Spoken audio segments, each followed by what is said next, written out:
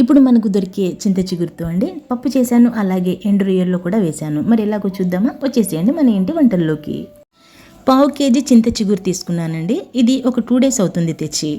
ఫ్రిడ్జ్లో పెట్టేశాను. ఒక పేపర్లో వేసేసి గట్టిగా గాలిపోకుండా పెట్టేసి కవర్లో పెట్టి ఉంచుకున్నాం అనుకోండి, 1 వీక్ అయినా సరే ఇలానే ఉంటుంది. ఇక ఇది చేయాలనుకునే రోజు మనం బయటికి తీసి చేసుకోవచ్చు. ఇది ఈ రోజు నేను తీశాను. అయితే కాస్త ఎక్కువగా అనిపించింది. ఎండు రొయ్యలు అయితే మరీ ఎక్కువగా చేసుకోలేం కాబట్టి కాస్తంత పక్కకు తీసేసి చింత చిగురు పప్పు కూడా చేద్దామని చెప్పేసి రెండింటికి సమానంగా పక్కకు పెట్టేసుకున్నాను. కాస్త ఎండు రొయ్యల్లో వేస్తాను, అలాగే ఇంకాస్త పప్పు చేసేస్తాను అనమాట. చిగురు చాలా లేతగా ఉందండి. దీన్ని మనం గట్టిగా నలపాల్సిన అవసరం కూడా లేదు. అలాగే ముదురుగా ఉంటేనే మనకి కాడల్లా తగులుతాయి. ముదురుగా లేదు కాబట్టి మనం డైరెక్ట్గా వేసేసుకోవచ్చు కడిగేసి. ఇక చిన్న గ్లాస్ పప్పు తీసి శుభ్రంగా కడిగి పక్కకు పెట్టుకున్నాను. అలాగే ఒలిచిన ఎండు రొయ్యలు కూడా శుభ్రంగా కడిగి పెట్టుకోవాలండి. ఇవి మురికిగా ఉంటాయండి. ఆ కలర్ పోయే వరకు మనం శుభ్రంగా కడుక్కోవాలి. చెప్పాను కదా, చింత చిగురు అందులోకి కాస్త పప్పులోకి కాస్త అని. ఇక మనం రొయ్యలు కడిగేసుకుందాం ముందుగా. ఈ రొయ్యలకి బాగా మట్టి ఉంటుందండి, కాబట్టి పిసికి కడుక్కోవాలి.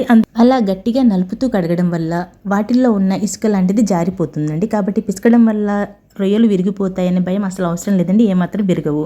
అలా గట్టిగా కడిగేసుకొని మనం చూసారా మురికి ఎంతగా వెళ్తుందో, అలా 1కి 4 సార్లు కడిగేసుకొని ఫ్రెష్ వాటర్ అవన్నీ కూడా రొయ్యలన్నీ కూడా ఫ్రెష్గా కనపడే వరకు కడుక్కొని మనం పక్కకు పెట్టుకోవాలి. చూస్తున్నారు కదా మురికి ఎలా వెళ్తుందో. కంపల్సరీ మీరు నానబెట్టాలండి కాసేపు. పావు గంటకి ఎక్కువగానే నేను నానబెట్టాను. అలా నానబెట్టడం వల్ల శుభ్రంగా నానతాయండి, చక్కగా ఉబ్బుతాయి కూడా. అలా కండ పట్టినట్టుగా కనపడడం వల్ల మనకి కర్రీలో వేసినప్పుడు తినడానికి వీలుగా ఉంటాయి. కాబట్టి కడగడానికి ముందు ఒక 10 నిమిషాలు, కడిగాక ఒక 10 నిమిషాలు అలా నాననివ్వాలి రొయ్యల్ని. అలాగే పప్పు కూడా కడిగి మనం పక్కకు పెట్టుకున్నాము, అది కూడా ఒక పావు గంట పాటు నాననివ్వండి. పులుపు వేస్తున్నప్పుడు ముందుగానే పప్పుని ఎప్పుడైనా సరే నానబెట్టాలండి, అప్పుడే ఉడుకుతుంది. లేకపోతే పులుపు తగిలినప్పుడు పప్పు త్వరగా ఉడకదు. ఇక చింత చిగురు కూడా అంతా నీటిలో వేసి 1కి 2 సార్లు కడిగేసి మరి కాసేపు వాటర్లో అలా పెడుతున్నాను. ఈ చింత చిగురులో కూడా ఇసుక లాంటిది ఏమైనా ఉంటే అది కూడా అడుక్కు వెళ్ళిపోతుంది. రొయ్యల్లోకి కావాల్సిన ఉల్లిపాయ, పచ్చిమిర్చి తరిగి రెడీగా పెట్టుకున్నానండి.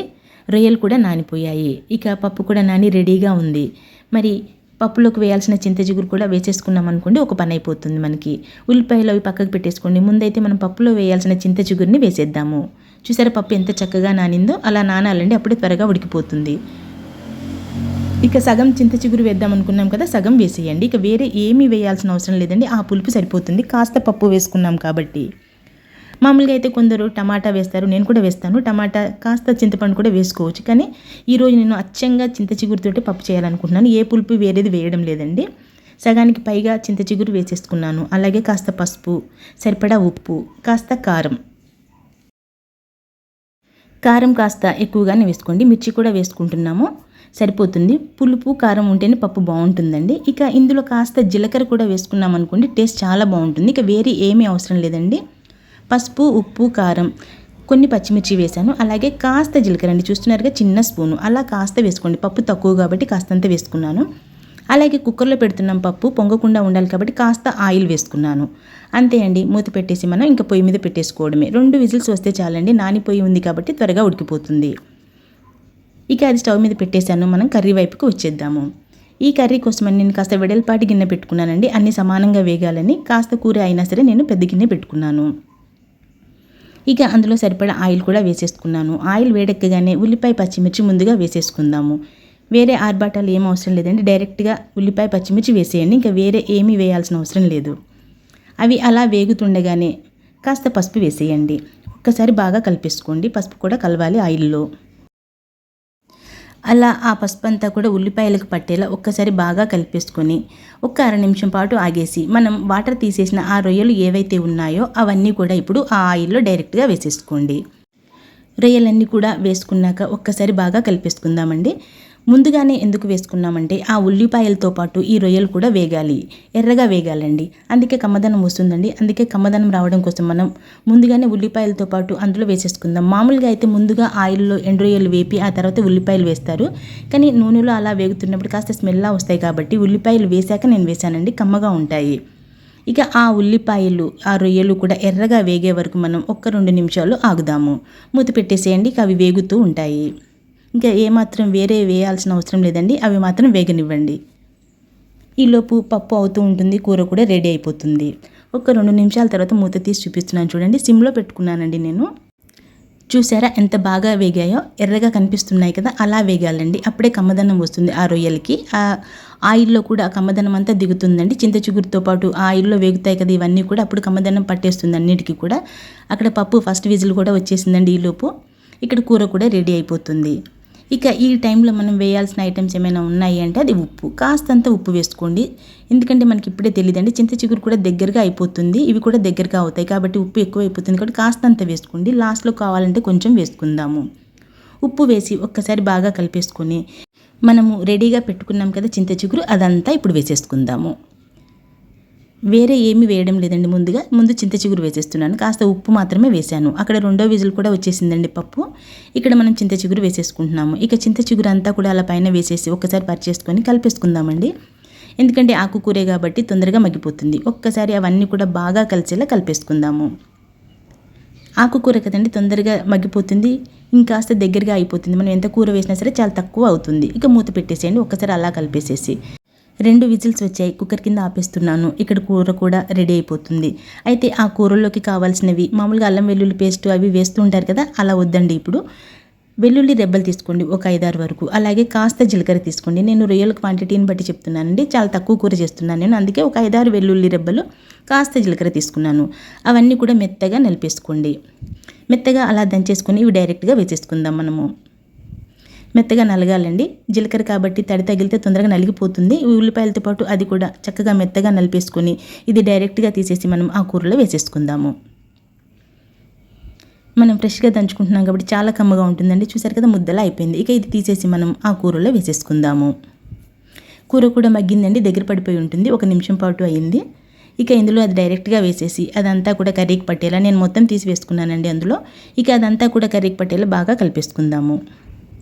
ఒక్కసారి అటు ఇటుగా కలిపేసి ఇక ఇప్పుడు వేయాల్సిన ఐటెం ఏమైనా ఉందంటే అది కారము, కాస్త జీలకర్ర, అంతే అండి, ఇంకేం అవసరం లేదు. ఇప్పుడు కారం వేసేసుకుందాము. కారం చూసి వేసుకోండి టేస్ట్కి తగ్గట్టుగా. మరి ఎక్కువైతే బాగోదండి, రొయ్యలు కాస్త తక్కువగానే ఉండాలి. మిర్చి కూడా వేసుకున్నాం కాబట్టి ఉప్పు తర్వాత చూసి వేసుకుందాం అనుకున్నాను కదా, కాస్త వేస్తున్నాను మళ్ళీ నేను. మీరు చూసి వేసుకోండి. ఇక లాస్ట్లో వేయాల్సింది కాస్త ధనియా పౌడర్ అండి. ఎక్కువ అస్సలు అవసరం లేదు. నేను చూసారు కదా, పావు స్పూన్ కూడా కొంచెం తక్కువగా అలా వేసానంటే కూర క్వాంటిటీని బట్టి. ఆల్రెడీ మనం జీలకర్ర వెల్లుల్లి వేసాం కాబట్టి ఇక జీలకర్ర పొడి అవసరం లేదు, అన్నీ వేసేసామండి. ఇంకా వేయాల్సినవి ఏమీ లేవు. మనం కాస్తంత మగ్గితే చాలు, స్టవ్ ఆఫ్ చేసేసుకోవచ్చు. మీకు కావాలి అంటే కాస్త వాటర్ వేసి ఉడికించుకోవచ్చు అండి. నేనైతే వాటర్ వేయడం లేదు, ఆయిల్ ఉంది అందులోనే మగ్గిపోయాయి అన్నీ కూడా. కాస్త వాటర్ వేసి ఉడికించిన చాలా కమ్మగా ఉంటుందండి. నేనైతే వాటర్ వేయలేదు. మీకు రొయ్యలు ఉడకాలి, కాస్త మెత్తగా ఉండాలి అలా అనిపిస్తే కనుక కాస్త వాటర్ వేసుకొని అవి ఇంకే వరకు ఉడికించుకోండి. అంతే అండి, కర్రీ రెడీ అయిపోయినట్టే. 1 నిమిషం పాటు ఉంచితే చాలా అన్నాను కదా, మీరు వాటర్ వేస్తే ఒక 2 నిమిషాలు అలా ఉడకనివ్వండి అంతే. మనకి కావాల్సిన చింత చిగురు రొయ్యల కర్రీ రెడీ అయిపోయింది. ఇక పప్పు విషయానికి వచ్చేద్దాము. పప్పు కూడా ఉడికిపోయింది, ఆవిరి కూడా పోయిందండి. ఇక దీన్ని మెత్తగా మెదిపేసుకుందాము. చూసారు కదా, ఉడికిపోయింది. అలానే మెత్తగా గుజ్జులా మెదపకండి, అలా కాస్త పలుకులుగానే ఉంటే బాగుంటుంది పప్పు. అలా మెతిపేసుకొని మనం పోపు రెడీ చేసేసుకుందాము. స్టవ్ మీద గిన్నె పెట్టేసుకోండి. అయితే ఈలోపు ఈ చింత చిగురుని దింపి పక్కకు పెట్టేద్దామండి. అయిపోయింది, చూసారు కదా, చక్కగా ఉడికిపోయింది. అంతే అండి. ఇక దీన్ని పక్కకు పెట్టేసి మనం పప్పు తాలింపులోకి వచ్చేద్దాము. పోపు దినుసులన్నీ రెడీగా పెట్టుకున్నానండి. నేను ఎప్పుడైనా సరే ఆయిల్ వేడెక్కగానే అన్నీ ఒకేసారి వేసేస్తూ ఉంటాను. అంతే అండి. వేసేసుకొని కాస్త ఇంగువ కూడా తగిలించండి. పులుపు కర్రీస్కి ఎప్పుడైనా సరే కాస్త ఇంగువ తగిలితే టేస్ట్ పెరిగిపోతుందండి, కాబట్టి ఇంగువ వేసుకోండి. ఇక పోపు కాస్త ఎర్రగా అవ్వగానే మనం స్టవ్ ఆఫ్ చేసేసుకొని పక్కకు పెట్టేసుకుందామండి. ఎందుకంటే అలా వేడెక్కినప్పుడే మనం పప్పు వేసేసామనుకోండి అంత చిల్లుతుంది, కాబట్టి కాస్త ఎర్రగా అవ్వగానే మనం పక్కకు పెట్టేసుకుని కాస్త చల్లగా అయ్యాక మనం మెదిపి పెట్టుకున్న పప్పు ఏదైతే ఉందో అది అందులో వేసేసుకుందాము. చూసారు కదా, మెదిపి పప్పు రెడీగా ఉంది. అక్కడ తాలింపు కూడా కాస్త చల్లగా అవ్వగానే మనం ఈ పప్పు అంతా అందులో వేసేసుకొని తాలింపు వాసన ఏమాత్రం బయటికి పోకుండా వెంటనే అది అలా వేయగానే ఇలా మూత పెట్టేసేయండి. అంతే అండి. అప్పుడు స్మెల్ బయటికి పోకుండా ఉంటుంది, లోపలికి పట్టేస్తుంది మొత్తం కూడా. ఇక కావాల్సిన చింత చిగురు రొయ్యలు రెడీ అయిపోయింది. అది డిష్ అవుట్ చేసుకున్నాను. చూసారు కదా, కాస్త అంత అయిందండి. ఇది ఒక్క పూటలో ఎగరగొట్టేస్తారు మన వాళ్ళు. అలాగే పప్పు కూడా రెడీగా ఉంది. ఇక ఈ పప్పు వేసుకొని అలా చింత చిగురు రొయ్యలు కూడా వేసుకొని లాగిస్తుంటే ఎంత బాగుంటుందో. సీజన్లో దొరికే ఈ చింత చిగురు లాంటివి, మామిడికాయ పప్పు లాంటివి కంపల్సరీ చేసుకోండి. అలాగే ఆకుకూరలు ఇలా ఎండు రొయ్యల్లో కూడా వేసుకోవచ్చండి. అలాగే పప్పు కూడా చేశాను, చూసారు కదా. ఇలా చేసేసుకొని ఒకసారి మీరు కూడా ఎలా కుదిరిందో కామెంట్ చేయండి, లైక్ చేయండి, షేర్ చేయండి, సబ్స్క్రైబ్ చేసుకోవడం మర్చిపోకండి. చాలా కమ్మగా ఉంటాయండి. ఒకసారి ట్రై చేయండి. ఇలా ఎండు రొయ్యలు చింత చిగురు చాలా టేస్టీగా కుదిరింది పప్పు కూడా. ఇక అలా వండగానే ఇలా వేడివేడి రైస్లో మా వాళ్ళకు వడ్డించేస్తున్నానండి. చూసారు కదా కూర ఎంత తక్కువగా అయిందో. అలా 2 స్పూన్లు వేసామంటే సగం ఎగిరిపోతుందండి. ఒక ఇద్దరికి ఒక పూటకే అవుతుందండి. ఎండు రొయ్యలు చేసేటప్పుడు ఎప్పుడైనా సరే చాలా తక్కువ క్వాంటిటీ చేసుకోవాలండి, ఒక పూటలో అయిపోయేలా. ఎందుకంటే రెండో పూటకి అంత ఇష్టంగా తినలేరు కాబట్టి తక్కువగా చేసుకోండి, వెంటనే అయిపోతుంది. నచ్చితే లైక్ చేయండి, షేర్ చేయండి, సబ్స్క్రైబ్ చేసుకోండి మర్చిపోకండి. Thank you.